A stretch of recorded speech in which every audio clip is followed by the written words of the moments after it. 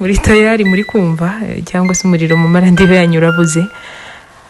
Okay, ni ibintu 30 rero, ibintu 30 mukwiriye kwitaho, ibintu 30 umuntu wari we wese byagira icyo bifasha cyangwa se byagira icyo bimwungura mu kuba yatera imbere mu buzima bwe bwa buri munsi, ndetse bikaba byamufasha kubana neza n'abandi.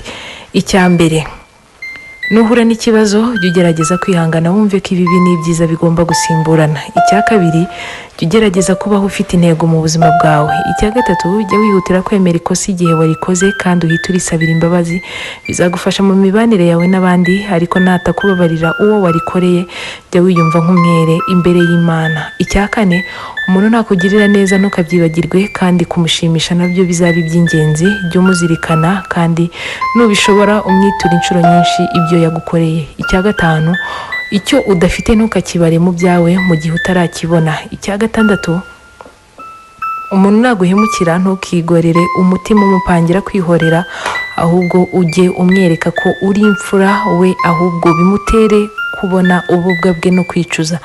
Icya karindwi, ikikubaho ukabona ntacyo wagihinduraho, ujye utuza ukireke, cye kugutesha umwanya, wumve ko ubuzima buzakomeza kandi nta mvura igwa ntihite. Icya munani, jya ugerageza buri munsi ushire hari icyo ugusigiye, ryaba isomo ry'ubuzima cyangwa mu mutungo usanzwe. Icya cyenda, niwunguka inshuti ujye uyubaha kandi uyifate neza, kuko hari igihe yakugirira akamaro mu buzima buri imbere. Icya cumi, jya ushaka ubutunzi ariko ntubuhe agaciro kurusha inshuti n'abavandimwe, kuko aricyo kiruta byose. Icya 11, jya umenya ko umuryango wawe hari umugisha, uwufate neza kuko hari benshi bawubuze kandi ntacyo wowe wawunganya. Icya 12, umuntu naguhemukira ntukazuyaze kumubabarira, kuko ari byo byazaguha amahoro n'umutuzo ku mutima, kandi n'uwo ubabariye ukamubohora. Icya 16, ntukiruke ku byagusize, ahubwo ujye ugerageza gukora neza ibisigaye. Icya 14, nujya usaba Imana ikintu ukakibona ujye wibuka kwishimira, ariko nunakibura wibuke byinshi yagukoreye, wumve ko hari impamvu yabyo.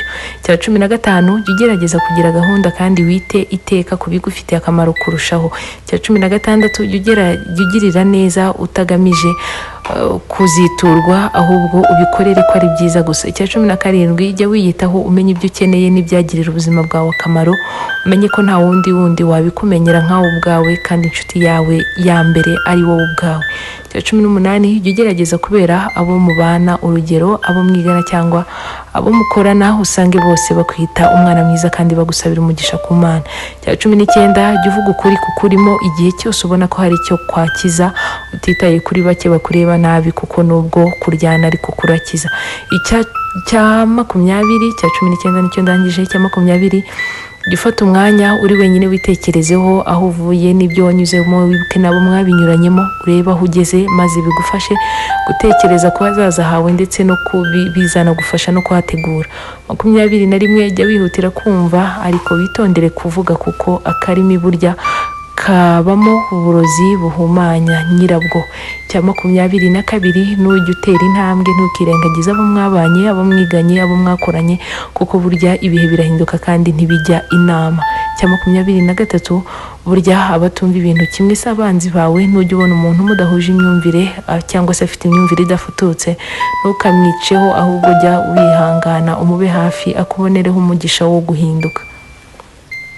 Icya 24, jya ugerageza gusoma no gushakisha ahantu amakuru atandukanye, umenye aho isi igeze ndetse unamenye ibyo abandi bakurusha, ugerageze kubashyikira. 25, jya uhora uharanira ko buri wese yakubera inshuti, ugerageze guha ikaze buri muntu kuri wowe, akwisangeho, mufatanye kandi mwungurane ibitekerezo. 26, jya ugerageza kwiyakira ukuri ariko haranire kugera kure hashoboka.